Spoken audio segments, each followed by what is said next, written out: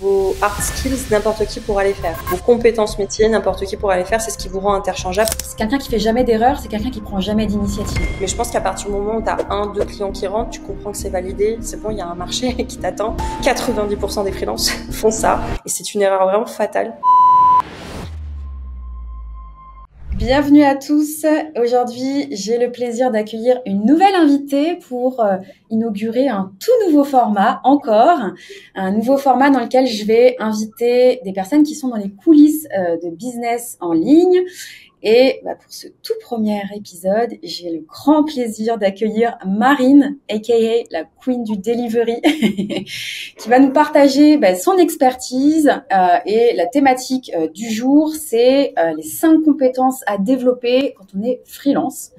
Donc, sans plus attendre, je vais, Marine, te laisser te présenter, nous dire qui tu es, nous expliquer un petit peu ton parcours.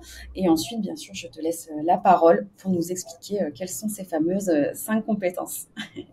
Écoute, merci. Déjà, c'est un plaisir de se retrouver sur cette chaîne parce que c'est toujours cool de pouvoir partager avec l'audience des OBM ce qui pourrait peut-être les aider. Donc là, l'objectif, c'est que ce soit peut-être un peu plus généraliste. On va parler de soft skills et qu'est-ce que moi, j'ai mis en œuvre pour pouvoir garder mes clients sur le long terme. Qu'est-ce qui a fait la différence? Donc, ça se rejoint un peu avec la livraison client puisque c'est propre à la mienne. Je vais donner un peu mes tips et mes petits secrets aujourd'hui. Mais avant ça, je vais peut-être me présenter parce qu'en effet, il y a peut-être des gens qui vont me découvrir pour la première fois sur la chaîne. Donc moi, je m'appelle Marine Nardou. Je suis online business manager du coup depuis 3 ans. Avant ça, j'ai eu plusieurs casquettes, notamment dans le salariat où j'ai été office manager. J'ai été chef de projet événementiel. Donc voilà, j'ai toujours eu l'habitude de gérer des équipes, gérer des projets sur le long terme. Et petit à petit, en fait, quand je me suis mis à mon compte il y a 4 ans, j'ai commencé en tant que office manager à mon compte. Après, j'ai switché en tant que CM, community manager. Puis j'ai été CCM, donc customer care manager, pour finalement arriver un peu à être OBM dans les business dans lesquels j'ai opéré et devenir ce bras droit digital dont on pouvait plus se passer. Et donc aujourd'hui, j'ai fait de la livraison client vraiment mon levier d'expertise pour aider mes clients. Et j'accompagne principalement des infopreneurs à aller doubler leur capacité d'accueil dans leur programme et délivrer toujours plus de qualité en 90 jours. Donc surtout, le but, c'est pas perdre la qualité dans le scaling. Donc c'est mon focus au quotidien de ce que je fais aujourd'hui. Eh ben écoute, si ça te dit, on va rentrer tout de suite dans le vif du sujet. Je vais te laisser présenter justement ces fameuses compétences qu'il faut développer quand on est freelance, compétences que toi-même tu as développées un petit peu sur le terrain. Si tu peux nous donner aussi des petites anecdotes au fil de ta présentation, nous dire un petit peu comment toi tu as appréhendé justement ces changements de posture et de compétences. Écoute, ce sera hyper enrichissant pour l'épisode. Écoute, trop cool. Alors déjà, en fait, comment on a eu un peu cette idée de vidéo? Je pense que c'est cool de pouvoir remettre le contexte parce que, en fait, on a analysé peut-être des problématiques du marché qui revenaient souvent. Soit nous, avec des expériences qu'on avait eues auprès de freelance, d'indépendants, ou moi je l'entends aussi beaucoup chez mes clients et je me suis dit qu'en fait cette vidéo, elle pouvait être d'utilité publique parce qu'il y a beaucoup de choses qu'on va dire que finalement on ne dit pas dans les accompagnements en ligne, même sur des accompagnements de business coach qui t'aident à lancer ton business, on parle très peu des soft skills et comment justement créer une relation client pérenne quand tu te lances comme ça un peu à ton compte, que tu es prestataire de service et potentiellement même que tu sors tout juste du salariat. C'est pas toujours évident d'avoir ces codes-là. Et moi, il y a un peu 3 problématiques que je trouve qui reviennent souvent sur le marché. La première, c'est que en fait, il y a peu ou pas de compréhension business des clients qu'on accompagne. C'est-à-dire que souvent, quand on se lance, on a un peu un champ d'expertise. Je sais pas, on est peut-être graphiste, community manager, peu importe. On a décidé de se spécialiser sur quelque chose, mais on va peut-être bosser avec des gens qui ont beaucoup de temps d'avance sur nous dans le business. C'est peut-être des gens qui génèrent des milliers d'euros par mois. C'est peut-être des gens qui ont des steps que nous on n'a pas encore. Et souvent, on manque un peu de curiosité. On a un mindset qui va être assez égocentré sur nous. Parce que nous, déjà, notre crainte, c'est pouvoir potentiellement remplacer ce salaire qu'on avait auparavant, nourrir nos besoins, avoir des revenus récurrents. Et donc, du coup, on va très peu se soucier finalement de l'impact qu'on va avoir chez ce client qu'on vient de signer.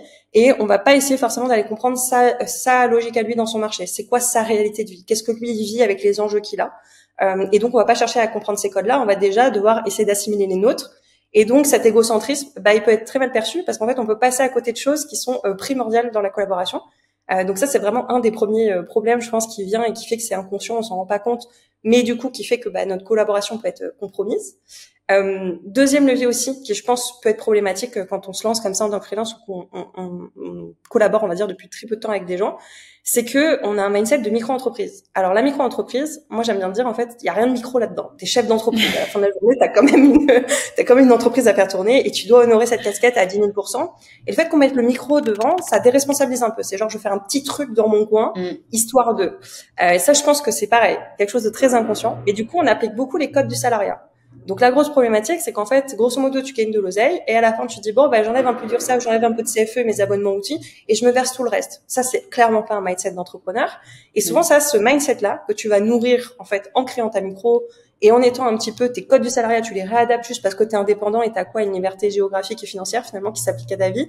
Ben tu changes pas vraiment d'état d'esprit. T'es un faux entrepreneur. Tu vas créer un peu finalement des collaborations en mode salariat déguisé. Ce que tu recherches, c'est ta sécurité, mais c'est pas le côté visionnaire de l'entrepreneur qui va essayer de prendre des risques, développer une activité. Non, t'es pas du tout dans cet état d'esprit-là. Et du coup, c'est deux mondes qui se rencontrent. Souvent, les clients avec qui tu vas bosser, potentiellement, eux, ils sont vraiment entrepreneurs, ils ont développé, ils ont fait des choses, et en fait, bah, forcément, c'est pas forcément aligné. Et c'est toi où il va falloir que tu trouves un petit peu ce compromis de, ok, est-ce que je suis dans ce cercle vicieux ou est-ce que je cherche quelque chose un peu plus pérenne, long terme et j'ai une vraie vision à aller honorer. Et au début, c'est pas forcément évident parce que tu es pas forcément certain ou certaine de ce que tu vas mettre en place. Donc, c'est un peu logique aussi. Mais il faut très vite comprendre que ce mindset-là, ça peut être un cercle vicieux à long terme, en fait, dans le développement de ton activité et dans tes collaborations clients. Et en fait, troisième petit problème qu'on peut avoir aussi sur le marché, et ça, je le vois souvent, et je dirais que honnêtement, 90% des freelances font ça, et c'est une erreur vraiment fatale à ne pas faire. Ça va être qu'ils exécutent leur job, mais ils vont pas le sublimer. Donc, c'est-à-dire, en fait, je suis payée à faire une tâche et je la fais, un peu comme dans le salariat, t'as ton contrat de travail et tu remplis ton truc. Et moi, je trouve que c'est ultra dommage, parce que les 3/4 des freelances avec qui j'ai bossé, ils auraient pu faire bien plus et rester bien plus longtemps dans les business s'ils avaient été proactifs et si c'était généré, on va dire, cette opportunité. Et notamment parce que pour moi, en fait, la vision de la mission, c'est pas juste je viens pour un one shot, c'est-à-dire je viens pas juste pour faire tel réseau social ou faire juste telle création graphique. Potentiellement, ce business-là, il est amené à se développer, il est amené à croître et donc il y aura d'autres projets qui vont se greffer. Et moi, en fait, mon expertise, je pourrais peut-être la louer sur des nouveaux projets dont j'ai pas la visibilité. Mais plus vite je reste à l'écoute et plus vite je pose des bonnes questions, bah, en fait, mieux je peux me positionner chez ce client-là. Et pour moi, une collaboration, c'est un pied dans la porte.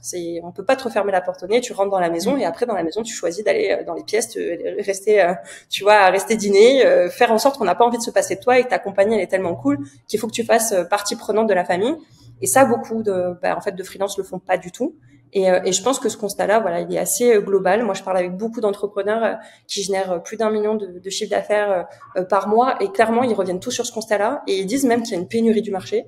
Et je pense qu'en fait, il n'y a pas de pénurie du marché. Je pense juste qu'il y a des très bons freelances, mais qui savent pas du tout se monétiser, qui savent pas prendre ce lead-là, qui savent pas valoriser aussi ces soft skills-là. Et donc l'objectif de cette vidéo, c'est vous faire part peut-être de ce retour d'expérience, parce que moi ma première année, j'ai tâtonné, j'ai fait toutes ces erreurs-là.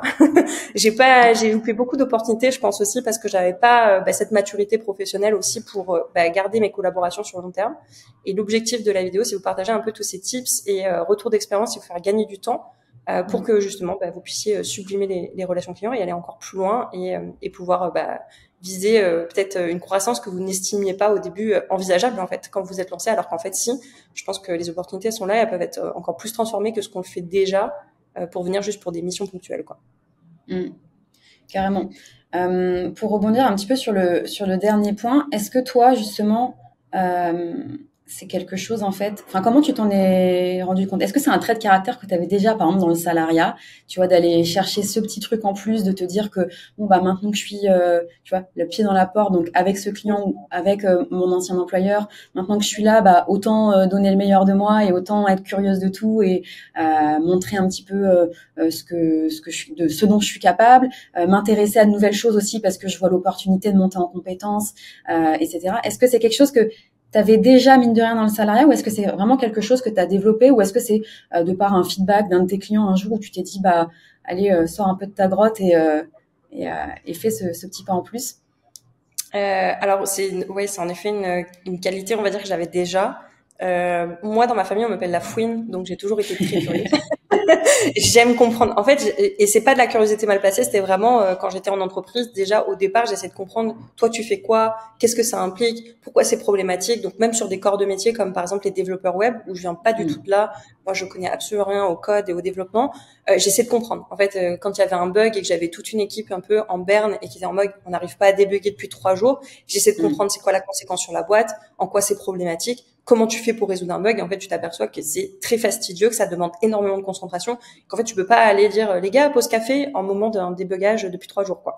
Donc du coup, c'est comprendre cette réalité-là et poser les bonnes questions. Donc ça, je l'ai toujours fait. Et du coup, ça m'a amené beaucoup d'infos que je ne soupçonnais pas, parce que je pense qu'une curiosité bien placée, elle t'amène à comprendre plein de choses et avoir des réponses à des questions que tu te posais même pas. Donc ça, c'est l'avantage. Et après, j'ai commencé à le faire, mais je trouvais que c'était très dur en tant qu'indépendante parce que t'es en distanciel, donc t'es dans des visios, et puis les visios, c'est un peu des ordres du jour, c'est très cadré. Tu viens pour une raison particulière. Et petit à petit, en fait, je posais toujours une ou deux questions qui sortaient un peu du cadre, et ça m'amenait un peu, ça me permettait de glaner de l'info.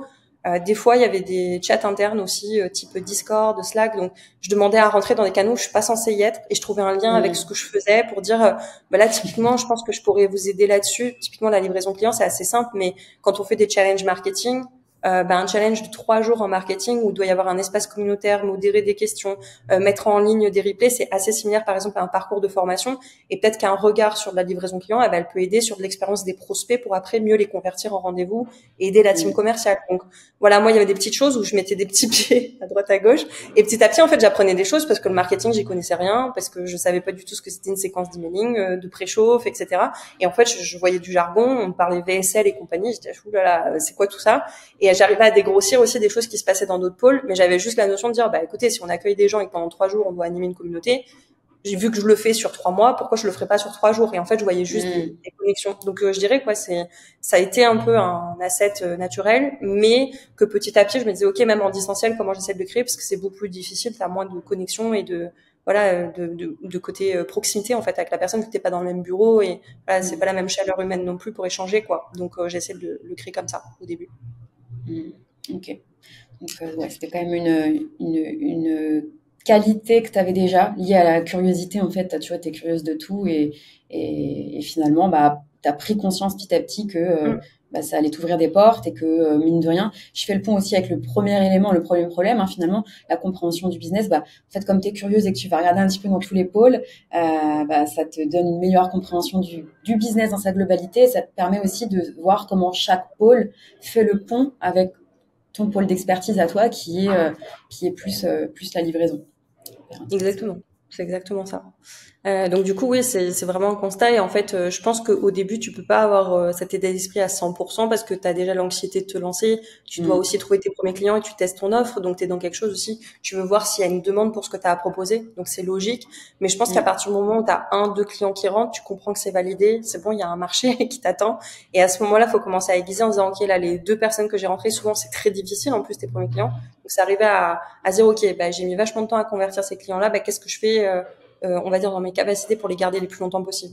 Et c'est là où ça va être utile, je pense, que là, tous les conseils qu'on va partager sur, OK, est-ce que j'applique vraiment ça dans mon business pour faire en sorte que, une fois que j'acquiers un client, je le capitalise au max pour le garder le plus longtemps, même si je fais de la prestation de service, et que sur le papier, on pourrait croire que c'est des prestations one shot très limitées dans le temps, mais en fait, c'est rarement le cas, et tu as vraiment la possibilité d'évoluer sur le long terme avec les personnes avec qui tu bosses, quoi. Carrément. D'autant que les entrepreneurs, généralement, c'est la thématique, on a fait une vidéo à ce sujet avec Sam, mais c'est la thématique un peu en vogue, chercher des A-players. Typiquement, ça, c'est des qualités à développer qui, justement, vont être celles d'un A-player, donc vont être celles que va essayer de déceler lors d'un entretien de recrutement ou autre un entrepreneur. Voilà, il va vouloir avoir quelqu'un dans son business qui fait le petit pas de plus, et qui se contente pas juste des missions qu'on lui a confiées, parce que ça fait la différence, et parce que dans cette démarche de j'ai envie de croître mon business, je me rends bien compte que même si là mon besoin de recrutement il est dans cette sphère-là, potentiellement ça va être amené à évoluer, et donc j'ai besoin de personnes qui vont évoluer avec moi. Sinon tu repars dans des process de recrutement constamment, et ça, quand t'es chef d'entreprise, c'est pas ce que tu as envie de gérer tout le temps. Exactement. Et je crois qu'aussi, quand tu es indépendante, oublie aussi le confort que c'est des fois de bosser avec toi, et que ça n'a pas de prix. C'est-à-dire que quelqu'un qui anticipe tes besoins, qui est assez réactif, qui peut même se positionner sur des nouveaux projets. En fait, tout ce process de recrutement, retrouver la bonne personne, faire le match, la manager, lui transmettre tout ce qui est canaux de communication, la boîte, l'onboarder, ça c'est du taf. Et en fait, les personnes à qui on s'adresse souvent quand on est indépendant, c'est des gens qui ont de moins en moins de temps peut-être à allouer à ça. Et donc en fait, la notion de confort et de convivialité aussi et de proximité qu'on a déjà créé, en fait, toute cette relation qu'on a déjà créée avec la personne, c'est un avantage concurrentiel en fait sur les autres freelances du marché avant qu'ils rentrent dans ce business-là. Et si vraiment nous on perd cette place-là, c'est qu'on n'a pas fait le job en fait, et c'est qu'on n'a pas on n'a pas su déceler et faire notre place en fait, déceler le vrai potentiel de ce business ou de ce client et faire notre place à ses côtés quoi, clairement. Top. Bah écoute, quels sont les conseils que tu aurais du coup à donner aux personnes qui nous écoutent? Ouais, alors il y en a plusieurs. Moi, j'en ai relevé essentiellement, si je dis pas de bêtises, 5, comme tu l'as très bien dit en introduction. L'objectif, c'est vraiment de vous donner les 5 choses que j'applique au quotidien et que j'applique encore. Il y a aussi cette notion qu'il y a rien qui est acquis. Je crois que quand on est indépendant, on se remet tout le temps en question, mais c'est un peu mes 5 piliers dont je ne déroge jamais. Peu importe la typologie de client, même si je travaille avec des clients peut-être qui génèrent que 10 cas par mois au lieu de 100 000, parce que j'ai un peu toutes les typologies, je vais l'appliquer quoi qu'il arrive et je vais pas faire en fonction de la grosseur du client. Ça, c'est aussi important de le dire. Parce que pour moi, chaque client doit être logé à la même enseigne et doit bénéficier de la même qualité de service, en tout cas me concernant. Donc voilà, donc c'est vraiment mes 5 indispensables que je vais partager là. Premier levier, pour moi, c'est, on le répétera, je crois, jamais assez, c'est travailler le mindset. Travailler le mindset parce que, en fait, le plus important là-dedans, c'est d'avoir un peu ces accords Toltec avec soi-même et pouvoir les appliquer au business. Moi, je dis souvent, essaye d'appliquer les 4 accords Toltec et t'auras pas vraiment de zone rouge avec tes clients. Donc pour rappel, les 4 accords Toltec, c'est un livre et je vais les rappeler, mais du coup le 1, c'est vraiment que ta parole elle soit impeccable. Si ta parole elle est impeccable, pour moi ça veut dire que tu prends la responsabilité pleine de ta mission. Tout ce que tu annonces, tout ce que tu vas faire, c'est tu le fais en fait. C'est t'es quelqu'un de confiance. À la fin de la journée, il faut qu'on ait confiance en toi. Et du coup, moi j'ai très vite compris ça quand j'étais office manager parce que j'étais dans un écosystème de start-up et il y a beaucoup de similitudes en fait avec la partie online sur les business en ligne, parce qu'aujourd'hui je bosse que dans le digital, mais c'est aussi comprendre qu'en fait si un jour tu t'es mal comporté quelque part ou tu as mal fait ton taf ou tu as bâclé par exemple une fin de mission et tu as mal fait ta passation, admettons, c'est un petit monde où on va toujours savoir en fait ce qui se dit de toi. Et je crois qu'en fait il faut comprendre que quand tu bosses dans un écosystème, peu importe ton marché, si tu as choisi de travailler avec les professionnels de la beauté, les professionnels de la restauration, enfin peu importe, tous ces gens-là, à un moment donné, il y a quelqu'un qui sera à même de parler de toi dans une pièce. Surtout si tu évolues. Et c'est pas une question de taille de business. Moi, j'entends parler de petits freelances qui ont 50 abonnés et mal. Donc, le potentiel de j'ai un business pas totalement grand et c'est pas très grave en fait. Si ça, je l'envoie valser. Non, sache que en fait, in fine, si t'as mal fait le taf, tu vas te griller des cartouches de tout le réseau de cette personne-là. Donc en fait, c'est pour ça que je dis souvent ta parole elle doit être impeccable parce qu'en fait, dans ce que tu dis, dans ce que tu fais, tu dois vraiment comprendre que tu évolues dans un microcosme et tu te dois en fait d'être assez rigoureux, de faire les choses professionnellement jusqu'au bout et ce peu importe parce que même s'il y a un litige ou autre, il y a toujours une manière d'avoir un compromis et de partir en bon terme plutôt que de partir au clash, etc. Donc là, je prends l'exemple du départ parce que c'est souvent là que ça se joue. Ouais, mais même en amont, en fait, commence à se friter. Exactement. Donc du coup, même en amont, pendant toute la mission, c'est est-ce que j'ai de la rigueur, est-ce que la communication interne est bien mise en place. Enfin, tout ça en fait, faut que ça soit un peu lié à la mission et qu'en fait, ça soit une cohérence globale. L'accord numéro 2, Toltec, on dit souvent aussi que quoi qu'il arrive, n'en faites jamais une affaire personnelle. Ça, je veux beaucoup insister là-dessus. Mais en fait, souvent, quand on me dit je suis pas content d'un truc, quand un client me dit ça, c'est ton business, c'est ta presta, c'est pas toi. Et je crois qu'en fait, quand on démarre en tant que, tu vois, indépendant, on est souvent dans un truc de c'est moi et on manque peut-être de confiance en soi et on manque peut-être de légitimité et on oublie de prendre la bonne notion de recul en fait par rapport à ça. Et du coup, on se challenge et on peut le prendre très émotionnellement, ça peut nous abattre, on peut pleurer un bon coup aussi une fois qu'on sort du visio. Donc ça peut être très compliqué à gérer parce que on réalise pas que des fois on peut être juste pas content de la presta et qu'une presta ça se rattrape. Franchement, honnêtement, il y a quelqu'un demain qui te dit je suis pas content de tel truc, tu peux soit prolonger la presta, soit rajouter un truc que tu n'avais pas prévu, tu fais le petit effort en temps supplémentaire et en fait, tu peux réinverser ta relation client et faire en sorte que tu rattrapes parce que des fois, on n'a juste pas perçu un standard, une exigence de l'autre, on a manqué de communication et c'est mutuel. C'est pas forcément que toi aussi qui a fait l'erreur. Le client, il a peut-être pas su communiquer, in fine, il est déçu, il a le droit de l'exprimer et du coup, tu as le droit de rattraper aussi. C'est une collaboration en fait, on est dans un truc où c'est donnant et il y a de l'échange. Donc du coup ça c'est une chose que je vois souvent c'est que les gens en fait se déconcertent ou alors se disent oui mais le client en fait il veut tout et son contraire au prix où il me paye. En fait on essaye de se dédouaner du truc et se dire en fait j'ai des excuses pour ça. Moi je crois qu'on n'a pas d'excuses pour ça. On peut juste avoir des manquements, ça arrive des deux côtés et en fait c'est comment on les rattrape. Et donc moi souvent la chose que j'aime bien dire dans ces moments-là, parce que ça m'est arrivé bien évidemment, quelqu'un qui me dit je m'attendais pas à ça. Et je me dis si tu t'attendais pas à ça c'est pas normal parce que c'est ce que j'avais vendu. T'as les émotions là qui t'envahissent et tu dis Exactement. Et là, tu te dis, attends, comment ça, j'ai mal livré? Surtout pour une fille qui aime bien la livraison client. Là, moi, je suis en PLS dans ce moment. Je me dis, oula, là, il y a un truc que j'ai manqué. Mais la phrase clé que j'aime bien poser, c'est, ok, qu'est-ce que tu aurais aimé avoir que tu n'as pas eu dans la presta? Et là, ça débloque tout parce qu'en fait, la personne me dit exactement ses attentes, qu'est-ce qu'elle voulait pas. Des fois, quand je creuse, je vois qu'en fait, il y avait pas vraiment d'attente, c'est un pur ressenti. Et à ce moment-là, je donne un petit truc émotionnel à la personne en plus pour juste nourrir ce ressenti. Mais en fait, factuellement, elle a eu ce qu'elle voulait. Parce qu'il y a des fois, il y a ça aussi. C'est juste, on a l'impression que soit on a payé, on n'a pas un bon retour sur investissement, ou on voit pas encore qu'on va capitaliser sur cette prestation de service qui a été fait. Donc peut-être il y a un petit travail aussi de réassurance à faire. Voilà, il y a plein de leviers qui se jouent. Mais juste cette question-là, elle vient catalyser le problème. Et en fait, tout d'un coup, on a des réponses à nos questions et on peut aller accompagner la personne et trouver le bon compromis pour nous comme pour elle, pour faire en sorte que la presta aille au bout, quoi.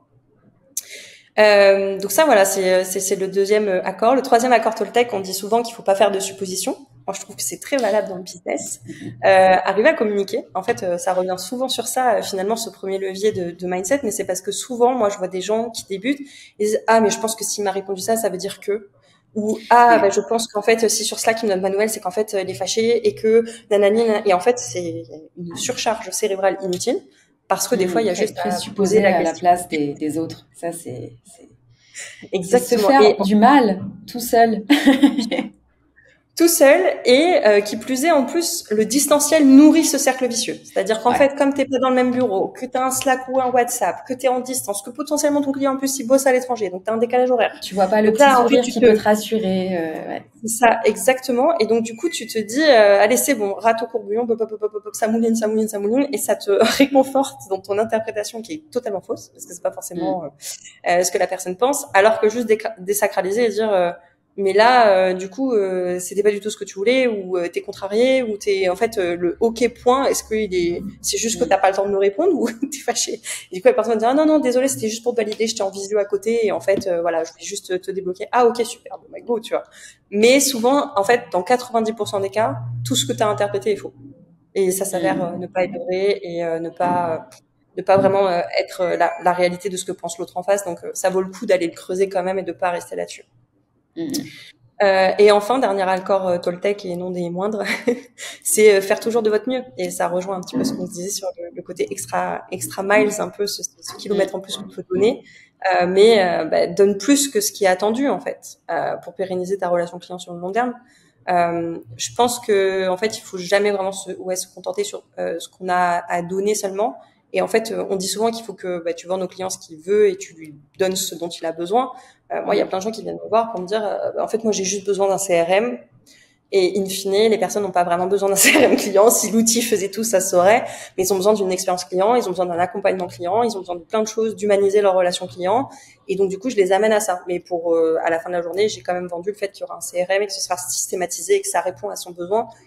Mais il a pas vraiment que besoin de ça. Donc en fait, c'est arriver à vraiment être dans le truc de skin in the game. On dit souvent dans BEM Squad cette partie-là, mais skin in the game, ça veut dire tu gagnes avec ton client, tu perds avec ton client, tu vis vraiment le business avec lui. Donc dans ton expertise que tu as lui apporté, est-ce que tu lui recommandes ce qu'il a envie, c'est-à-dire ce qu'il t'a demandé, il vient avec un besoin. Ah, j'ai besoin d'un site web qui fasse ça. Est-ce que tu te contentes d'exécuter ce qu'il te demande ou est-ce que tu es dans un truc à te dire OK, mais ça, en vrai, si tu veux ça, moi, je pense qu'aujourd'hui, vu comment ça évolue tous les sites web, je pourrais te recommander telle fonctionnalité, telle chose, tel truc, et une page en plus sur ça, parce que sur ton business, ça correspond bien. Et donc, du coup, tu fais mieux que ce qu'on est venu te chercher. Et toi, en fait, c'est aussi du kiff, parce que peut-être tu te rajoutes un challenge ou quelque chose à la mission que tu n'avais pas anticipé, et ça va devenir un peu plus fun, parce que tu as mis de la stratégie, tu as mis de la proactivité, et t'es pas juste dans l'exécutif bête et méchant.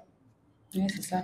Puis en plus, dans les métiers qu'on a cités, donc Office Manager, CSM, CCM, CM, OBM, c'est des métiers en fait où tu es amené à travailler quand même avec peu de clients si tu factures correctement en tout cas tes prestations, tu es amené à travailler avec quelques clients.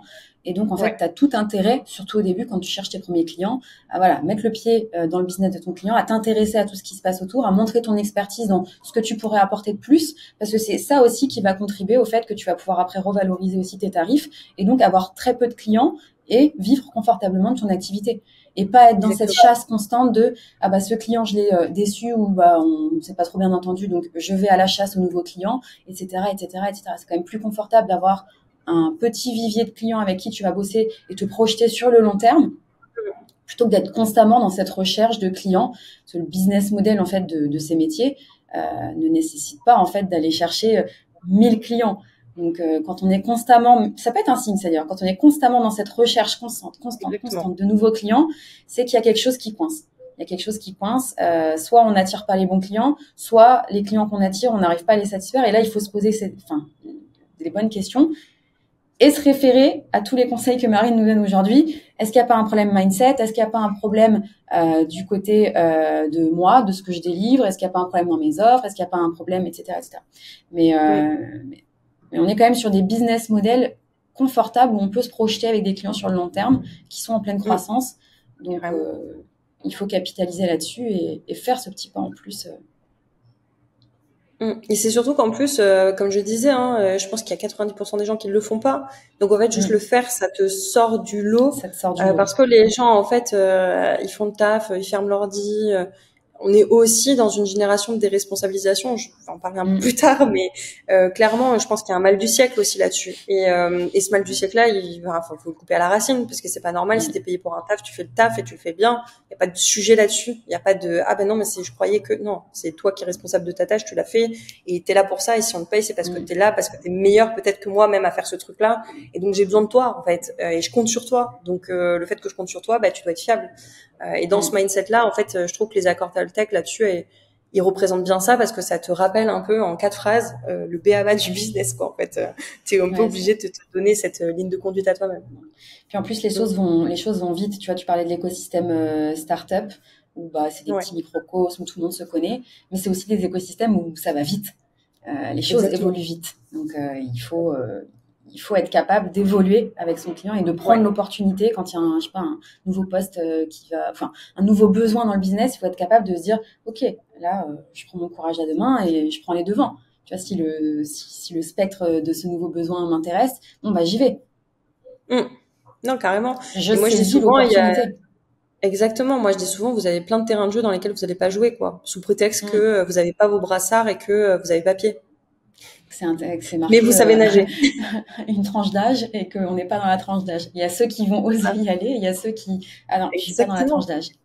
C'est ça. Donc du coup, dans ces moments-là, rappelez-vous votre petit neveu ou votre petite nièce kamikaze qui a été dans la piscine des grands et qui s'est pas posé de questions. Il dit moi je m'en fiche, j'ai envie d'aller là-bas, ça a l'air plus fun, c'est plus grand. Voilà, je pense qu'il y a un peu cette image à garder en tête quand on entreprend. Et je pense que plus on a cette appréhension de est-ce que je vais sur le plongeoir et je vais sauter parce que là c'est la première fois que je le fais, c'est-à-dire que t'es au bon endroit au bon moment pour moi. C'est que t'es en train de sortir de ta zone de confort et t'es en train de te créer une opportunité que tu t'es jamais créée avant. Donc t'es en train de grandir et ça va être que bénéfique pour ton business et pour toi. Si t'es trop dans le truc de là je fais mes petites brasses et j'ai l'habitude de faire mes longueurs et j'en fais pas plus pas moins, c'est potentiellement t'es arrivé dans une zone où là va falloir faire des choses différentes pour aller à l'étape d'après, quoi, clairement. Ouais, carrément. C'est très bien imagé. Je pense que ça parlera à plus d'une personne, la métaphore de la piscine. Donc du coup, ça c'est vraiment la skills 1, d'aller vraiment développer ce mindset-là. Sur le levier un peu numéro 2, la compétence numéro 2 qu'on peut aller travailler, ça va être vraiment d'incarner ce qu'on vend. Pareil, je trouve que c'est un peu un mal du siècle. Il y a beaucoup de gens en fait qui n'incarnent pas du tout ce qu'ils vendent. Par exemple, je vois trop de web designers qui n'ont même pas de site internet, ou je vois trop de spécialistes YouTube qui n'ont même pas de chaîne YouTube. À un moment donné, il s'agirait peut-être d'être cohérent avec ce qu'on vend et qui on est. Moi, j'ai un peu du mal avec le côté oui, on est des cordonniers mal chaussés. Non, t'es juste quelqu'un qui a procrastiné et qui a pas envie de mettre son business en priorité.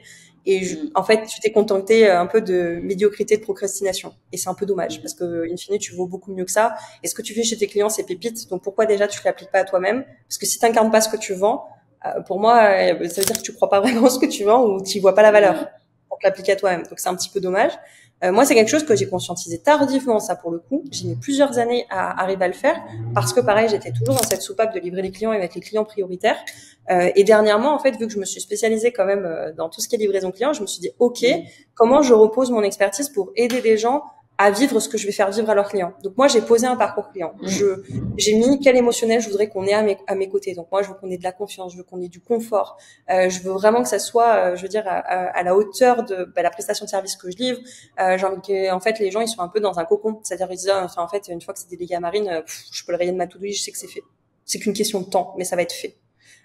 Moi, c'est ce genre de sentiment que je veux procurer à mes clients. Et donc ça, je l'ai posé. Moi, je l'ai mappé. C'est quoi un onboarding client? Est-ce que j'ai des signatures électroniques de contrats? Est-ce que le RIB il est accessible? Est-ce qu'il faut aller chercher l'info? Est-ce que je crée un espace Notion où tout est rassemblé comme ça? Ils l'ont en favori. Ils ont tout l'historique avec les factures, etc.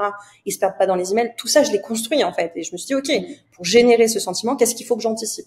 Comment je mets ce client dans cet état de flow en fait quand il bosse avec moi? Pourquoi il faut pas que ça soit une contrainte qui bosse avec moi? Est-ce que si je fais faire 4 allers-retours de scan le contrat, signe, rescanne le mois, non, clairement ça va pas être aligné du tout avec qui je suis et ce que je suis censée vendre. Donc je vais essayer d'aller le travailler et petit à petit en fait je l'ai itéré. Il y a des petites choses qui étaient à modifier d'un client à l'autre et aujourd'hui je suis sur un process d'onboarding qui est vraiment calibré quoi, à 10 000%. Il y a toute la liste de ce dont j'ai besoin et en fait ça a été mis en place. Donc ça c'est ultra important et du coup ça amène un peu à ce point-là aussi de incarne ce que tu vends, processus ce que tu vends. C'est-à-dire qu'aujourd'hui tu as une expertise, tu as une façon de faire et je suppose que dans tes clients il y a un tronc commun. Les gens qui viennent te voir, tu régules plus ou moins, tu vas résoudre plus ou moins toujours la même problématique. Tu vas être toujours dans le même cas de figure et peu importe que tu sois graphiste, SCM, CCM, on s'en fiche, hein, c'est toujours la même chose. Et souvent, tu as 80% des problèmes, c'est exactement la même chose que tu vas devoir déployer et tu as peut-être 20% de personnalisation dans ta prestation de service. Donc, comment tu optimises ton temps pour accueillir plus de clients, comment tu standardises ce que tu as déjà fait, comment tu fais en fait en sorte que en fait ce que tu sais faire et ton expertise ça devient un levier financier à ta boîte et pas un frein parce que tu en viens à toujours vendre ton temps au lieu de vendre l'expertise et modéliser tout ça aussi. Donc là, c'est vraiment sortir de je travaille plus pour gagner plus, parce que souvent c'est un peu une logique qu'on peut avoir au début. Et en fait, non, c'est je travaille plus intelligemment pour gagner plus ou prendre plus de missions chez les clients existants. Enfin, avoir un peu ce truc-là qui s'installe. Donc voilà, incarner ce qu'on vend, c'est à 10 000%, c'est-à-dire vraiment pour soi, mais aussi chez les autres et chez les futurs clients, c'est OK, c'est quoi mon expertise, comment je la modélise et comment, limite, j'en fais une méthode. Parce que ça, tous, on peut le faire. Je pense dans la prestation service, c'est universel. On peut tous y arriver, en fait, à vers ce step-là. Mais c'est juste qu'à être trop la tête dans le guidon ou à être trop un cordonnier mal chaussé, on prend pas le temps de le faire. Et en fait, on réinvente notre roue, on recrée de zéro. Et franchement, on n'optimise pas notre taf, quoi. On n'en devient pas compétent pour autant. Ouais, donc, c'est vraiment gérer cette efficacité. C'est un peu le show don't tell au final. Ouais. Tu vois, dans les 4 accords Toltec, il y avait la parole impeccable, mais c'est je dis quelque chose et je le fais. C'est aussi cette notion de responsabilité. Mais là, c'est plus, c'est le show don't tell. C'est, j'incarne ce que je vends. Effectivement, je suis pas le cordonnier le plus mal chaussé. Ça, en fait, ça renvoie une image qui est tout sauf celle d'un expert, en fait. Quand on est le cordonnier le plus mal chaussé. Dire, j'ai pas le temps de faire ce que moi j'applique chez mes clients. Donc ça veut dire, est-ce que tu es vraiment expert dans ce que tu fais?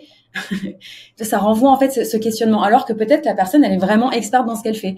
Mais vu qu'elle ne se l'applique pas à elle-même, tu vois, c'est comme tu dis là, avec ton exemple typiquement, on vient chercher Marine pour de l'expertise sur de la livraison client. Si quand moi je fais appel à Marine pour un de ses services et que la livraison elle est pourrie, en fait tout de suite je vais me dire, ça va me renvoyer un message. Alors attends, est-ce que j'ai bien fait d'embaucher Marine? Parce que là, vu comment elle me livre la prestation de service, qu'est-ce qu'elle va faire dans mon business, tu vois? Du coup, je me mets dans ce niveau-là de, j'ai plus très confiance dans la promesse qui a été faite, et du coup, je vais avoir cette méfiance-là jusqu'à recevoir le résultat final. Alors que ça se trouve, le résultat final, il va être ouf. Mais pendant tout le delivery, je vais me mettre dans un mindset de est-ce qu'on va vraiment arriver au bout? Et c'est dommage. Ça. Et de la frustration, en fait, parce que du coup, de ton inquiétude naît une frustration aussi qui fait qu'à la fin, tu peux arriver à ce constat de, en fait, je suis déçue, je m'attendais pas à ça. Et en fait, tu sais pas l'expliquer parce que même si tu as le résultat, c'est juste que tout le temps de la collab, en plus moi par exemple, j'ai des collabs sur 3 mois, donc c'est quand même un trimestre, c'est long, tu vois, il faut rester en contact avec les gens et tout. Et en fait, ça peut te donner ce sentiment-là. Donc non, clairement, ça joue sur la longueur et c'est à ton détriment. Et alors qu'au final, tu fais le job, ça se trouve à la fin, t'as livré un truc de qualité, mais ça le dénature parce que t'as pas entretenu ou t'as pas soigné les choses. C'est ça. Vaut mieux montrer les choses plutôt que de proclamer systématiquement de je vais faire typiquement, je vais faire ci, je vais faire ça, je vais faire ci, je vais faire ça. Montre-le, donne une roadmap claire. Son client, il n'a pas besoin de poser de questions de voilà, on va passer par telle étape, tac, tac, tac, tac, tac. Dans X semaines ou X jours, il y aura ça qui serait fait. Enfin, il faut anticiper le besoin de son client et lui montrer qu'il est entre de bonnes mains. T'inquiète pas, c'est moi qui ai l'expertise. Tout va bien se passer. Je déroule et généralement, le client, du coup, il a moins de questions, il est plus en confiance et ça fait effet boule de neige avec tout ce qu'on vient de dire, juste avant. Carrément. Carrément, c'est primordial. Il y a trop peu de gens qui allouent du temps à ça. Et je pense que sur tes premiers clients, c'est pas vraiment une énergie à mettre. Par contre, une fois que tu en as livré 1, 2, 3, tu commences à avoir ce recul-là. Ok, là, j'ai galéré à ce temps-là. Là, c'était un peu chronophage pour moi. Là, j'ai perdu du temps là-dessus. Là, tel client m'a dit, j'aurais aimé que tu me communiques ça plus tôt. Ok, prends des notes, en fait. C'est de l'itération permanente. Mais du coup, petit à petit, le prochain, tu vas le livrer mieux que le précédent. Et si tu es toujours dans cette dynamique-là aussi, bah, t'améliores considérablement aussi ta prestation de service. Et je pense que ça va toujours avec cet effort du kilomètre en plus. Mais en fait, si tu as ça en parallèle dans ta tête, tout ce que tu livres, tu sais, de toute façon, on sait tous qu'on est moins bon que demain. Enfin, tous autant qu'on est, peu importe notre stade de développement, on sait tous que, et voilà, une fois que tu as accepté que tu gagnerais pas ce deal-là et que tu seras jamais le meilleur, bon, bah, je pense que tu es toujours en quête de faire mieux et donc, du coup, en fait, ça fonctionne, quoi. En fait, ça met de l'eau à ton moulin et t'améliores tout ce que tu as mis en place jusqu'ici. Donc, à partir de là, c'est un lâcher prise quelque part inconscient qui permet, en fait, de faire des choses consciemment encore mieux, quoi. Et je vais donner là un petit tips du coup pour s'il y a des OBM ou des futurs OBM qui nous regardent, ce que tu viens de dire, du coup, faut processiser à partir du moment où tu as déjà testé quand même ton delivery sur plusieurs clients. Il y a un travers chez les OBM, vu qu'on a quand même ce cerveau où on aime bien systématiser, processiser, etc., à anticiper. Et donc, souvent, les OBM, elles vont avoir tendance à faire ce travail-là avant même d'avoir des clients. Tu vois, à se poser cette question de non mais d'abord il faut que tout soit carré, que je sache exactement dans quelle ordre je vais délivrer, qu'est-ce que je vais délivrer, etc. Avant même d'avoir travaillé avec un premier client. Avant même de savoir quelle est sa niche, avant même de savoir sur quel pilier de l'activité de son client elle a envie de se spécialiser. Et donc, en fait, elle va perdre du temps, énormément de temps, qui est un peu de la procrastination cachée, énormément de temps en amont à essayer de tout préparer, que ce soit tout nickel, alors que tu n'as pas encore travaillé avec des clients. Donc ça, si tu nous écoutes, si tu es OBM en devenir, etc., tombe pas dans ce piège. Travaille d'abord avec 2-3 clients, comme l'a dit Marine, et après, tu auras tout le temps de processiser, créer un parcours client vraiment aux petits oignons, parce que tu sais exactement à qui tu t'adresses et parce que tu sais exactement quel est ton champ d'action chez ces clients. Exactement. Et la base de tout parcours client qui se respecte, c'est on attend d'abord d'avoir des retours de ses clients pour savoir ce qu'on a à mettre en place. Tant qu'on n'a pas testé chez un client, on ne sait pas vraiment son besoin. On l'interprète, on fantasme son besoin, mais tant qu'on n'a pas bossé avec, en vrai, on connaît pas son réel besoin. Donc là, clairement, c'est pour ça qu'il faut se faire la main chez des clients et c'est pas grave si c'est fait plutôt que parfait au début, parce que de toute façon, on débute. Donc il y a aussi quelque part une tolérance de la part des clients. Il y a ça aussi à prendre en compte, quoi. Top. Ça nous amène aussi peut-être à la troisième compétence, à les déployer de ce côté-là quand on est à son compte. Moi, j'ai mis la compétence que je vois peu aussi, c'est la rigueur et la discipline qu'on peut appliquer à soi dans son expertise, dans son métier. Moi, je trouve que c'est quelque chose qui manque cruellement au marché. Alors vraiment, notamment dernièrement, il y a une web série. Si jamais vous l'avez pas vue, je vous invite à aller la voir sur Océane, qui est une des plus grosses youtubeuses françaises et qui a décidé de lancer une marque de vin pétillant en fait en canette.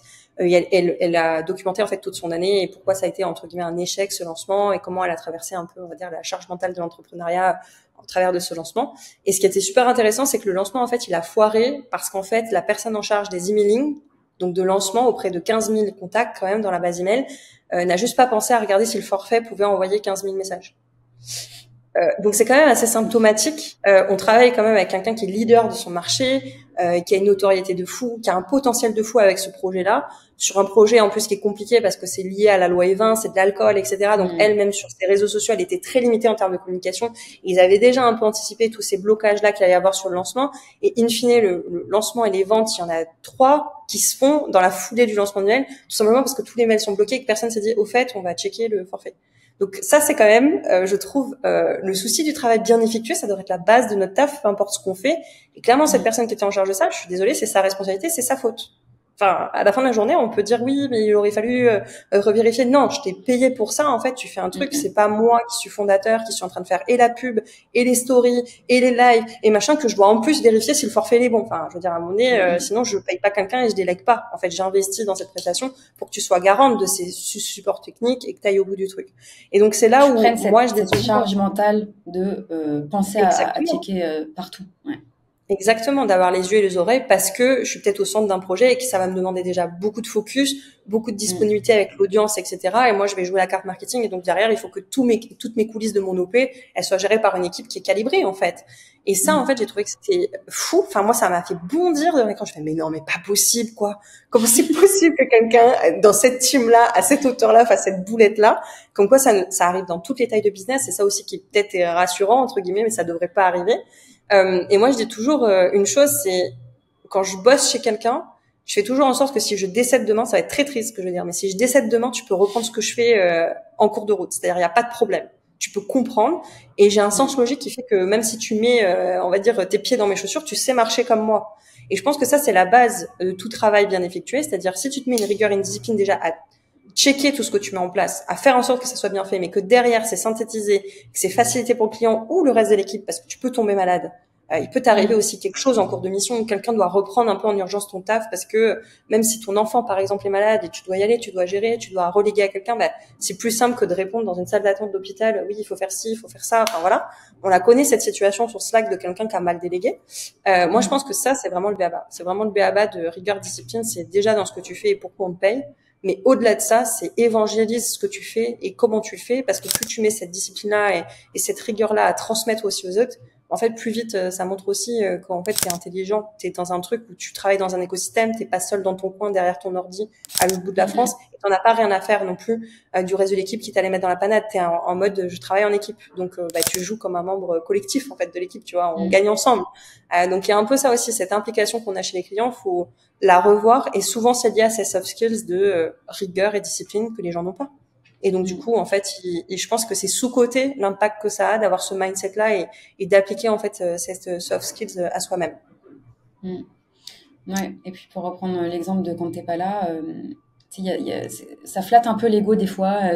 On a tous vécu ça. Enfin, pour ceux qui ont été managers dans leur vie salariée ou autre, on a tous vécu ça. On est tous tombés malades à un moment donné.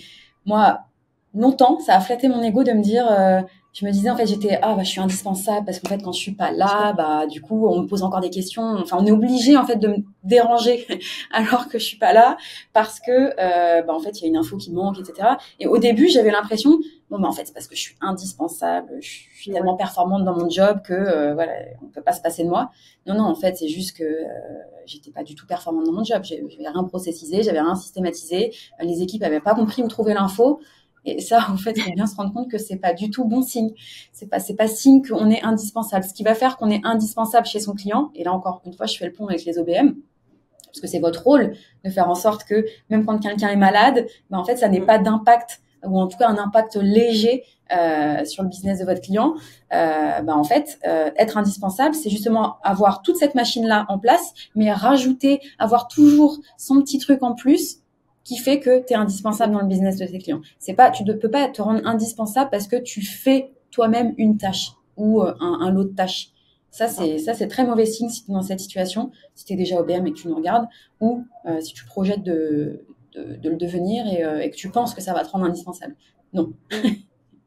Carrément, et ça rejoint aussi ce qu'on se disait plus tôt sur le mindset égocentré. Ça veut dire que toi, tu veux garder des choses sous ta coupe, qui sont peut-être de l'ordre de l'opérationnel, mais ça veut dire que tu te projettes pas dans une évolution, tu te projettes pas peut-être d'avoir une assistante virtuelle qui va t'aider, à qui tu vas déléguer des tâches et t'as rendu le truc fluide pour elle, pour qu'elle soit autonome le plus rapidement possible, pour qu'en fait, toi, tu puisses très vite peut-être mettre de l'énergie sur des nouveaux projets qui vont être utiles aux clients, notamment sur les EBM, c'est souvent le cas. On a plus d'utilité sur de la stratégie, du pilotage et du management que d'aller faire nous-mêmes de l'opérationnel, sachant qu'on a des très bons profils dont on peut s'entourer pour faire ça et dont c'est la zone de génie. Donc en fait, il y a vraiment cette notion-là aussi de qu'est-ce que tu projettes à long terme, parce que plus tout repose sur tes épaules, plus t'es un goulot d'étranglement pour la boîte, plus t'es ton propre goulot d'étranglement aussi, plus tu te crames, plus tu t'amènes dans des cercles vicieux de burn-out, de charge mentale inutile en fait. Ouais. Quand tu as une Donc conscience ça, professionnelle, en tout cas. ouais, carrément. Et je pense qu'en fait, des fois, c'est un manque d'anticipation aussi, d'évolution de soi-même et de où est-ce qu'on peut aller, en fait, encore une Ouais. fois, sur le terrain de jeu qu'on nous donne, que le client nous donne et dans la mission qui nous est donnée. Et des fois, avoir peur de manquer, de se dire, ah bah non, mais déjà, il faut que je prenne ça parce que sinon, après, on va se dire peut-être que je suis moins utile ou que je fais moins de choses. En fait, non, c'est juste qu'une chose va remplacer une autre et petit à petit, tu auras tout pérennisé pour pouvoir déléguer et grandir aussi au fil de l'eau, au même mérite que le business, lui, va grandir ou que ton client va évoluer et ainsi de suite.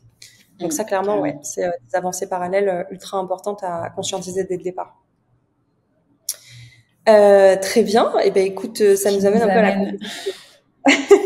compétence numéro 4. Ce dossier sur la discipline et la rigueur étant clôturé.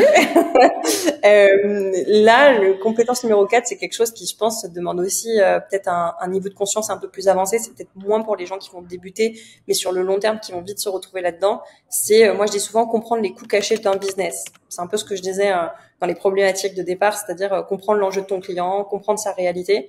Et là, je peux donner vraiment, moi, comment j'ai fait ce transfert-là. Quand j'étais auto-entrepreneur, je me disais, ah, ben, ça va, ça lui coûte 700 balles par mois. En plus, c'est hors taxe, il n'y a même pas de TVA. Au prix où je facture, bah, c'est largement rentable pour le client. Il y a un peu ce spectre, encore une fois, de moi, ma presta, le client, qu'est-ce que ça implique. Et après, il y a la réalité que quand tu commences à avoir des collaborations long terme, en fait, avec les clients, tu commences à comprendre les enjeux d'un business ou d'un secteur d'activité. Et là, tu commences à poser les bonnes questions. Moi, sur le marché de l'infoprenariat, donc tout ce qui est formation, coaching en ligne, maintenant, j'ai un peu roulé ma bosse et à force, ben, j'ai commencé à comprendre des choses que je ne voyais absolument pas sur les missions sur lesquelles on me prenait. Donc, par exemple, moi, j'avais jamais capté que si, par exemple, tu étais organisme de formation, ben, la TVA, tu la récupères pas. Donc, quand je suis passée en société, pour des clients, ça a été un vrai mal de devoir me payer la TVA. Tu vois, après, moi, je me disais, ah, bah, ça va, on a fait 50 clients ce mois-ci, tu vends 3 000 € ton programme. Je dis, bah, super, le chiffre d'affaires. Mais j'avais pas la notion de profit et de ce que ça nous, vraiment ce qui restait in the pocket au client à la fin, parce que si j'enlevais les coachs, si j'enlevais les abonnements outils, si j'enlevais le cadeau client, si j'enlevais le coût aussi de l'acquisition, parce qu'après, j'ai commencé à comprendre un tunnel de vente et la pub et combien ça te coûte, en fait, d'acquérir un client. Si on fait tout ça, in fine, le profil était moindre, en fait, tu vois, chez ce client-là, et je me suis dit, ah ok, donc en fait non, c'est pas parce qu'ils vend 3K un accompagnement qui touche 3K, c'est absolument pas ce qui se passe. Donc tu commences à dégrossir ces choses-là, et donc du coup tu comprends aussi que quand il commence à te déléguer des choses, il investit en toi, il fait un pari, parce que si tu fais pas l'affaire, il perd de l'argent, parce que derrière les clients ils sont peut-être pas contents, parce que bon, moi sur la livraison client en plus j'ai un impact direct sur son accompagnement, et donc du coup en fait tu dis ok, moi ma vraie responsabilité c'est d'être la continuité de ce qu'il a créé, c'est incarner sa vision. Donc en fait il se joue plus de choses, c'est pas juste tu réponds aux messages des clients où tu gères des lives, ça va bien plus loin que ça. Et en fait, une fois que tu as conscientisé aussi pour lui ce que ça lui demande peut-être, cette notion de confiance, de devoir lâcher le bébé, de devoir transmettre aussi ce qu'il a envie de transmettre au travers de la vision ou de la méthode qu'il a créée pour que toi tu sois même te faire monter en compétence les clients qui rentrent là-dedans, et que si toi tu y arrives pas, ben, on tient pas la promesse de vente, donc on fait des déçus, donc on se tue sur le marché aussi, parce qu'il y a des gens qui vont dire en fait c'est un vendeur de rêve. En fait, quand tu commences à comprendre tout ce schéma-là, donc là, je donne vraiment un exemple concret que moi, j'ai vécu sur la livraison, mais je pense que ça parle un peu à tout le monde. En fait, une fois que tu as conscientisé ça, tu te dis, OK, il me paye pas juste X euros. Enfin, dis-moi. Il paye, en fait, pour le package de ce que ça va lui apporter. Et donc, je suis obligée d'avoir un peu cette notion de c'est quoi les coûts cachés de tout ça. Et dans ma presta, qu'est-ce que ça implique vraiment pour lui? Et comment lui, il le perçoit, en fait. À partir du moment où il me remet les clés, tu vois, qu'est-ce qui se passe dans sa tête? Et ça, je trouve que c'est intéressant parce que plus tu vas comprendre ça, plus tu vas pouvoir créer aussi ce qui va te différencier sur ton marché et trouver ton business model. Moi, c'est ce qui m'a aidé, c'est qu'en fait, j'ai compris que la livraison, c'est ce qui te coûte le plus quand tu es formateur et coach, parce que je me suis dit, waouh, mais en fait, plus tu as de clients, plus tu dois staffer en nombre d'équipes, plus ça te coûte en humain, plus ça te coûte en temps, parce que tous les clients, faut leur répondre, mais il faut manager aussi ces gens qui doivent gérer les clients. Donc, en fait, tout d'un coup, ton agenda explose, tu as beaucoup de visio de suivi de managérial, etc. Et je me suis dit, non, mais en fait, c'est une plaie. Enfin, genre, vraiment, t'as plus vite fait de faire de l'acquisition. Ça te demande moins de temps que ce que c'est à gérer là. Et c'est là où je me suis dit, OK, j'ai une carte à jouer parce que moi, je suis complémentaire, par contre, aux gens avec qui je bosse. Et j'adore gérer les problèmes. J'adore gérer les humains. Moi, ça me dérange pas de prendre cette charge-là de travail. Donc, comment est-ce que je les aide? Et après, comment est-ce que je fais en sorte, OK, pour qu'on ait une meilleure rétention? Parce que si ça coûte X euros d'avoir un client, attends, pourquoi le client, après, il rachète pas chez nous? C'est où le problème? Viens, on capitalise l'investissement que t'as fait en pub. Parce que bah, moi, j'ai des clients, ils ont plus de 10 000 € de budget de pub, en fait, donc par mois. Et c'est énorme. Enfin, je veux dire, sur une année, c'est quand même énorme en investissement pour essayer d'acquérir des clients, avoir un flux régulier de personnes à accompagner. Donc, en fait, une fois que tu as conscientisé ça, c'est OK, comment moi, je crée un truc qui fait que, dans mon expertise, ça vienne sublimer l'existant ou ça vienne peut-être contrebalancer ce coût caché du business et je vais essayer de trouver le hack. Et ça, en fait, c'est ce qui m'a vraiment permis, moi, d'aller un peu performer, de faire en sorte que maintenant, j'ai des gens qui viennent à moi parce qu'ils savent que j'ai réussi à le faire chez un tel, un tel, un tel. Donc, ils vont me dire, ah oui, non, mais en fait, moi, je veux qu'on fasse ça. Je savais même pas qu'on pouvait le faire. C'est trop bien que quelqu'un soit penché sur ce sujet-là parce que peut-être que dans mon quotidien, j'ai pas le temps de le faire, en fait. J'ai pas le temps de le mettre en application et j'ai besoin de quelqu'un, comme tu disais, un A-player, qui est à même de comprendre mes enjeux, qui va le faire et qui va être très incisif, qui va faire le taf pour moi. Et ça, je pense que les gens, quand ils se lancent, ils perçoivent pas, en fait, qu'ils peuvent avoir un impact de ouf en fait dans les business dans lesquels ils bossent, juste parce que ils sont trop concentrés sur eux. Encore une fois, on en revient vraiment à ça, mais plus tu vas faire un peu de l'investigation de marché, bah plus tu vas comprendre qu'en fait ton client il a bien plus besoin que toi que même toi-même tu l'aurais imaginé au départ. Surtout si tu veux t'installer sur le long terme avec ton client, avec une collaboration vraiment qui va perdurer longtemps, il faut que tu comprennes, que tu t'identifies le plus rapidement possible où est-ce que ton client il va faire un retour sur investissement sur ta prestation. Peu importe combien tu vas facturer ta prestation, je sais qu'au début quand on se lance, il y a énormément de personnes, je pense 90% des personnes qui ont cette appréhension d'aller facturer cher. Je mets des guillemets parce que cher, c'est pas la même somme pour tout le monde. Chacun place sa jauge. Mais souvent quand tu as cette appréhension-là, c'est parce que tu n'as pas encore compris le retour sur investissement que ton client il va faire en te prenant dans son business. Et donc, ça passe par effectivement déjà commencer à travailler les clients, comprendre vraiment qui est son client, s'intéresser, faire le petit pas en plus, s'intéresser à la globalité du business pour justement bien comprendre réellement, en sortant du spectre de OK, moi je vais faire ça et ça et ça comme mission dans ton business, qu'est-ce que je vais vraiment t'apporter comme retour sur investissement. Ça, c'est vraiment indispensable. Et par rapport à ce que tu disais, moi, il y a deux phénomènes là que j'ai vu ce week-end, typiquement. Ça fait très bien le pont avec ce que tu as à dire. Déjà, je vois un premier phénomène chez les entrepreneurs. Tu sais, on avait beaucoup sur YouTube de build-in public avec des entrepreneurs assez connus du coup sur les réseaux sociaux qui partageaient beaucoup leurs chiffres à un niveau de granularité assez important en montrant vraiment des tableaux avec la marge, etc. Combien coûte chaque point de dépense. Beaucoup de transparence et en fait qui sont revenus complètement de ces build-in publics un peu trop authentiques parce que en fait ils se rendent compte que derrière justement que ce soit de la part de leurs équipes, de la part de prestataires ou autres, en fait ils ont ce retour direct de en fait comme je partage que je fais des beaux chiffres et que je fais attention à ma marge, en fait les gens se disent que j'ai beaucoup d'argent et du coup ils se permettent de me facturer des choses plus chères que ce qui facturerait un autre entrepreneur peut-être qui gagne un petit peu moins ou qui affiche moins de chiffre d'affaires sur les réseaux sociaux. Donc ça, faut vraiment pas tomber dans ce piège-là d'adapter déjà son service en toi tu le disais tout à l'heure, moi je délivre la même chose que mon client il fasse 100K ou 10K. Tes prestations, j'imagine elles coûtent la même chose que ton client. Il génère 100 000 euros ou il génère 10 000 euros. Et deuxième chose importante que tu soulèves, que tu as soulevé un petit peu, c'est que en fait, une fois que tu comprends un petit peu tous ces coûts, etc., et que tu valorises surtout la prestation que tu vas apporter à ton client et que tu comprends, encore une fois, le retour sur investissement qu'il va faire, c'est là que tu commences à être à même justement d'aller chercher des collabs un peu plus win-win et où tu vas, en plus de ta prestation un petit peu fixe, pouvoir aller chercher une petite part du retour sur investissement que tu crées du coup chez ton client. Et donc c'est là que ça devient intéressant et d'autant plus chez des clients avec qui tu collabores sur le long terme, c'est qu'en fait au dehors de tout ça, c'est que tu commences à casser un petit peu ta limite de revenus et comme je le disais tout à l'heure, tout en travaillant avec un vivier de clients qui reste restreint. Donc ça c'est un point aussi important dans tout ce qu'on vient d'évoquer jusqu'à présent. Yes. Carrément. Et je pense que ça, c'est des choses qui, au début, quand tu te lances, t'as pas forcément ce potentiel de marché-là, ce potentiel aussi d'évolution, tu vois, que tu perçois pas dans tes lunettes encore vu que t'es débutant. Et comme tout débutant, tu ne sais pas ce que tu ne sais pas. C'est logique. Mais c'est aussi l'enjeu de cette vidéo. C'est peut-être anticiper des choses ou amener une vision que tu n'as pas encore parce que t'es à un stade de développement où t'es encore plein dedans et t'as encore peut-être encore un peu des syndromes de l'imposteur ou autre. Donc, t'es encore en train de te dépatouiller avec tes fils de laine à se dire, OK, j'enlève les nœuds. Mais grosso modo, en fait, ça peut se dérouler façon simple avec tous les clients futurs. C'est juste d'arriver à toujours capitaliser sur la phase d'avant ou les expériences précédentes pour améliorer les futurs. On est toujours dans cette dynamique, quoi. Yes. Et enfin, du coup, cinquième compétence.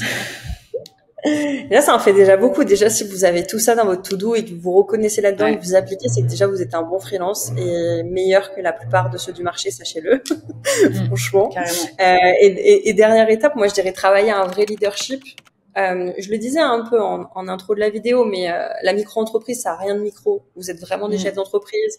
Des fois même, vous mettez plus le couteau entre les dents pour aller chercher les clients et pour rester en vie sur le marché que certains autres entrepreneurs plus établis, avec leur retour d'expérience, avec leurs équipes qui fonctionnent pour eux. Donc, il y a rien de minime à ce que vous faites. Bien au contraire, moi, je crois que ça, c'est important de le redire. Et il n'y a pas de petit statut où c'est pas dédaigneux, en fait, d'être un micro-entrepreneur. Bien au contraire, ouais, vraiment, c'est la chose qu'on doit, je pense, retenir.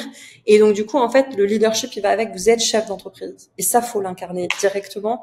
Et il faut surtout, on peut pas exiger des autres ce qu'on fait pas soi-même. Moi, je vois beaucoup de freelances qui arrivent et disent, oui, mais bon, un tel, il m'a pas bien transmis les infos, et machin, il m'a pas répondu en temps et en heure, mais toi-même, t'as pas répondu pendant 72 heures.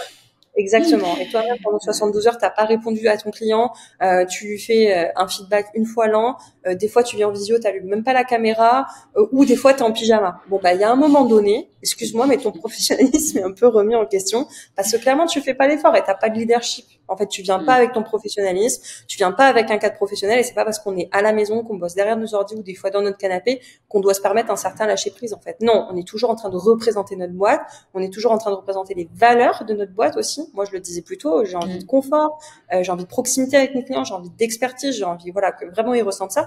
Du coup, bah, quand je me connecte, je suis un peu obligée aussi d'incarner ça au quotidien et je vais pas arriver en maillot de bain, quoi. Même si des fois je suis en digital nomade et je suis à l'étranger, ça va pas m'arriver, quoi. Donc vraiment, il y a des choses comme ça où je pense qu'il faut être assez rigoureux. Et moi, je dis toujours une chose au même titre que je me dis souvent, fais aujourd'hui comme si tu devais décéder demain, c'est-à-dire pour que tout soit clean, carré, etc. dans ma rigueur, ma discipline. La deuxième chose que je me dis tout le temps, c'est donne ce que tu aimerais recevoir. À partir du moment où toi, t'es dans un truc où tu te dis, bah ok, c'est trop cool, moi, ce que j'ai donné là, j'en suis 100% satisfait, c'est-à-dire j'aurais adoré qu'on me fasse cette presta, c'est que t'es dans le juste. Si tu fais un truc où tu dis, bon, bah, j'ai fait pour faire, ou j'ai un peu mis sous le tapis certains trucs, ou voilà, parce Je qu'on suis la pas trop connaît, cette fière, mais attitude. ça va peut-être pas se voir. Exactement. Mais là, c'est que t'es un peu dans le faux parce que, in fine, tu donnes pas 100% de toi-même et t'es pas dans le fameux skin in the game dont on parlait plus tôt. On gagne ensemble, on perd ensemble. Et Ouais. limite, le client, c'est chez qui tu dois faire même mieux que ce que tu aurais imaginé pour toi-même. Et donc, en fait, plus t'es dans ce mindset-là aussi, bah, plus tu performes et plus là, ton leadership, il s'incarne parce que, bah, tu maîtrises à 100% de ton sujet, tu donnes plus que peut-être ce qu'on attendait de toi et t'as donné vraiment 10 000% de toi-même. Donc en fait ça se ressent toujours et peu importe ton stade d'avancée et peu importe le niveau de ton expertise, en fait on s'en fout. À partir du moment où t'es à 10 000% avec quelqu'un, ça se ressent et c'est ce qui fait qu'on voudra encore plus miser sur toi, peut-être sur le long terme ou vouloir te faire évoluer si t'es junior. En fait tout ça, ça crée un peu ce cercle vertueux que le client lui il apprécie parce qu'il dit en fait j'ai vraiment quelqu'un qui est impliqué et qui a envie de me faire grandir et du coup j'ai envie peut-être de faire grandir aussi en retour. Moi ça m'est souvent arrivé sur mes premières missions, notamment en tant que customer care, je venais pas de là et je me suis un peu formée sur le terrain. Mais en fait, vu que je donnais 10 000%, bah, derrière, on m'a donné un terrain de jeu pour que bah, je devienne très bonne dans ce que je fais, quoi. Oui. Et donc, foncièrement, bah, ça aussi, c'est sous-côté, mais ça a été du leadership. Ça a été prendre en main des sujets, ça a été accepter les erreurs quand des fois il y en a eu qui ont été commises, ça a été proposer des solutions pour contrer ces erreurs-là, etc. Et c'est jamais se dédouaner du problème. Et je pense que ça a toujours été apprécié chez mes clients. Et en fait, petit à petit, ça a fait que les collaborations, bah, elles ont évolué et moi aussi avec, quoi. Donc clairement, ouais, ça c'est une compétence sous-côté, mais je pense que ça vient une fois de plus de ce truc inconscient micro. Bah non, en fait, t'es pas micro-entrepreneur, t'es entrepreneur et t'es chef d'entreprise. Et ça, faut que tu l'honores chaque jour, chaque fois que tu démarres ta semaine de travail, quoi, tout simplement. Ouais, carrément. Et puis avec le fait de du coup prendre des initiatives et oser faire des erreurs aussi, ce qui est important, c'est qu'il faut bien comprendre que les chefs d'entreprise, en tout cas ceux qui ont le bon mindset pour recruter des petites équipes avec des A-players, etc., il va jamais vous en vouloir d'avoir fait une bêtise, entre guillemets, parce que vous avez testé quelque chose. Au contraire, normalement, un environnement sain, un entrepreneur qui va vraiment avoir envie de s'entourer de personnes qui prennent des initiatives, il va accepter ça, parce que ça fait partie, en fait, de l'apprentissage. C'est quelqu'un qui fait jamais d'erreur, c'est quelqu'un qui prend jamais d'initiative. Et donc, il faut savoir ce qu'on veut. Est-ce qu'on veut quelqu'un qui exécute juste des choses ou est-ce qu'on veut un A-player qui va prendre des initiatives et donc, on sait que dans toutes les initiatives qui vont être prises, il va y avoir des couacs. C'est comme ça. Mais justement, en fait, quand on est dans cette bonne démarche et quand on incarne un petit peu ce leadership, on se dit, OK, c'est ma responsabilité, je viens de faire une connerie, c'est pas grave, comment je la rattrape ? Comment je la rattrape avant que mon client il s'en aperçoive, sans lui cacher, en lui disant voilà, là il s'est passé ci, ça. Typiquement, reprends l'exemple de l'email. Tu vois, la personne qui s'en est pas rendu compte, cette bourde, aurait pu s'en rendre compte d'elle-même et rattraper la chose, tu vois. Ouais, et pas attendre le soir même et dire attends là voilà, je sais ce qui s'est passé, c'est pour ça que le lancement il a capoté, je l'ai identifié, j'ai mis ça en place. Bon, bah là ça aurait peut-être inversé la tournure qu'a pris le lancement. Sauf que là ça n'a pas été le cas.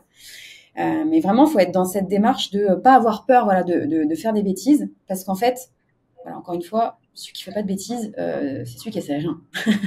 C'est celui qui essaie rien, et c'est justement souvent de grosses bêtises qu'on apprend le plus. Parce que ça nous met généralement dans une situation de stress, parce qu'on a envie de faire bien son travail, on n'a pas envie d'avoir un impact négatif dans le business de son client. Mais en fait, tout est une question de nouveau de mindset. Quand il arrive des choses qui ne devraient pas arriver, c'est comment en fait je m'enfonce pas dans la cale du bateau, comment je reste sur le pont pour rattraper en fait la bêtise qui vient d'être commise, comment je traverse cette tempête là pour en tirer un bénéfice et pas rester sur ce côté mince, il y a une bêtise qui a été faite, j'essaie de la cacher sous le tapis. Ça c'est le pire. J'essaie de la cacher sous le tapis et peut-être que ça va pas peut-être qu'on va pas s'en rendre compte et que je vais avoir de la chance. Et peut-être 2 mois après, le truc il ressurgit. Et là, en fait, et là, je crois que c'est moi. Ah, et tu l'as pas dit. Ok, parce qu'il y a 2 mois, ça aurait pu être rattrapé, mais là du coup, ça a fait. Voilà, là, on est dans la merde. Et là, du coup, je t'en veux. Alors que je t'en aurais pas voulu il y a 2 mois. Exactement. Bon, top. Avec là, je pense qu'on a fait un tour hyper complet. Après, c'est vrai qu'il y a des points qui se rejoignent parce qu'en fait, tout est lié finalement. Il y a quelque chose de très central de toute façon dans tous les points, c'est le mindset dans lequel on va aborder chacun des points. Et ça, c'est de toute façon central à tous les stades de développement. Parce que là, on parle plus d'un stade où on va se lancer dans une activité, où on va commencer à la développer. Mais même en fait, quand on passe des strates au-dessus, de toute façon, le mindset revient tout le temps. Il y a toujours une croyance qu'il va falloir aller casser. Il y a toujours un step à passer. Et en fait, on n'en a pas conscience tant qu'on passe pas par ce step. Parce qu'en fait, on n'a pas conscience on ne sait pas ce qu'on ne sait pas. Exactement. Et je pense aussi que le message subliminal de cette vidéo, parce que quand on a brainstormé sur quoi on pouvait aider peut-être l'audience, moi, ma volonté, c'était de dire aussi vos hard skills, n'importe qui pourra les faire. Vos compétences métiers, n'importe qui pourra les faire. C'est ce qui vous rend interchangeable parce que des copywriters, des graphistes, des CM, des CCM, des OM, il y en a plein le marché. C'est pas ça le souci. Donc, faire votre job, c'est facile. Faire de la facturation, c'est facile. Faire de la modération client, ce que je fais, c'est facile. In fine, ce qui fait qu'on se sépare pas de vous, c'est ces fameuses soft skills. Donc, en fait, c'est pour ça qu'on a beaucoup parlé de choses d'état d'esprit, d'état d'être et de mindset dans cette vidéo, parce que ce qui fait qu'on réinvente notre roue ou qu'on se différencie sur notre marché, c'est parce qu'on a une façon d'être et on amène un confort et une relation client que d'autres n'amènent pas sur le marché. C'est ce qui fait qu'on va rester et que ça va être beaucoup plus pérenne pour nous de rester dans les activités de nos clients. Et en fait, je pense que c'est vraiment ça. Et une fois qu'on a compris ça, on se dit, OK, je suis interchangeable sur mes compétences métiers. J'ai peut-être pas certaines compétences métiers, mais ça, je peux les apprendre. Du coup, c'est la bonne nouvelle. On peut aussi évoluer sur des rôles qu'on n'aurait pas pensé. Par contre, ma façon d'être et ce que je communique aux clients et la façon dont j'incarne mes valeurs, et vu qu'on match puisqu'on a les mêmes valeurs, ça va être très dur à aller changer. Parce que même si manage, peut-être qu'il va lui falloir 4-5 personnes avant d'arriver à cette même collaboration qu'on a établie tous les deux sur ce lien de confiance, de compréhension mutuelle, etc. Et donc, en fait, c'est ça ma longueur d'avance et c'est ça que je dois nourrir plus que savoir rédiger une newsletter, faire une création Canva ou poster un post sur Insta. Parce que ça, in fine, André, même votre client, il sait le faire. Il n'a pas besoin de vous, initialement pour le faire. Donc, c'est pas vraiment ça le fond du problème, c'est plus la délégation de la tâche et après, la mission long terme, elle se crée au vu de la relation humaine qu'on a créée avec, quoi. Donc, je pense que ça résumera bien aussi tout le fil conducteur de ce qu'on a partagé et la vraie prise de conscience et la première chose à appliquer à soi, c'est déjà essayer de prendre ce recul-là et d'avoir cette réalité aussi terrain que la plupart des clients recherchent finalement. Complètement. Donc moi, si j'ai bien un conseil à vous donner pour toutes les personnes qui sont restées là avec nous jusqu'à ce moment de la vidéo, c'est de façon très honnête de reprendre tous les points qu'on a listés, que Marine vous a exposés. Et encore une fois, de façon très honnête, vous demandez, ok, est-ce que cette compétence-là, je l'ai, ou de vous noter de 1 à 5, voilà, comment je me noterais sur cette compétence, et voilà, et d'identifier peut-être en priorité celle sur laquelle vous avez placé la moins bonne note, entre guillemets, et de travailler dessus. Parce que de toute façon, tout se travaille. Après, bien sûr, il y a des... en fait, on va tous avoir quelque chose d'un peu plus inné, qui nous est un petit peu plus facile, mais on a tous aussi nos compétences qui sont difficiles, mais qu'on a envie de travailler, qu'on va travailler et qui vont s'améliorer. Et le message aussi que je voulais faire passer, c'est que si vous avez toutes ces compétences, ou vous avez en tout cas envie de les travailler, d'après moi, vous avez toutes les compétences, toutes les qualités requises pour devenir online business manager, pour vraiment aider des entrepreneurs dans leur croissance, les aider en étant dans les coulisses de leur business. Et donc, avec Marine, en cadeau de cette vidéo, on vous a préparé un quiz rapide et un petit peu ludique à faire pour justement identifier et savoir si vous avez... si vous êtes faite tout simplement pour être online business manager. Donc vous allez pouvoir le retrouver en description de cette vidéo. Et j'ai envie de vous dire aussi que si vous avez toutes les qualités qui ont été exposées dans cette vidéo, nous, c'est des profils comme ceux-là qu'on accompagne dans notre programme OBM Squad, dont Marine fait partie, puisqu'on ne l'a pas précisé dans la vidéo, mais Marine travaille dans les coulisses d'OBM Squad, d'OBM Elite. Elle est responsable du succès client. Donc Marine, voilà, tout ce dont elle vous a parlé aujourd'hui, elle le vit aussi dans notre programme. Et donc, si vous avez toutes ces qualités, nous, c'est des profils comme ça que l'on cherche à faire monter en compétences et à mettre en relation avec les chefs d'entreprise de notre réseau. Donc, n'hésitez pas aussi à postuler pour notre programme, parce qu'on sera ravis, si vous avez toutes ces qualités ou si vous avez envie de les développer, de vous accompagner. Donc voilà, première chose, petit quiz pour savoir si vous êtes faite pour être online business manager. Et si c'est le cas, et si vous avez toutes les compétences qu'on vient de lister dans cette vidéo, n'hésitez pas à postuler pour nous rejoindre dans OBM Squad. On sera ravis de vous accueillir pour vous accompagner et pour vous aider à lancer et à développer votre activité. Marine, merci beaucoup pour ta présence et pour toute l'expertise que tu nous as partagée. Où est-ce qu'on peut te retrouver si on a envie de te suivre ? Eh ben écoutez, si j'ai pas trop saoulé tout le monde à la fin de la vidéo, qui semble encore, vous pouvez me suivre sur LinkedIn, Marine Nardou, Instagram, marine.nardou, et c'est essentiellement les deux canaux où je suis plus active. Et pour celles et ceux qui nous rejoignent, après c'est au quotidien dans le squad aussi, puisque je suis la personne qui fait le suivi, répond aux questions et anime certains des lives aux côtés de Sam et Céline. Donc voilà, vous pouvez aussi me retrouver de l'autre côté et échanger avec moi au quotidien si vous rejoignez l'accompagnement. Vous pourrez avoir la chance de travailler et de collaborer avec Marine.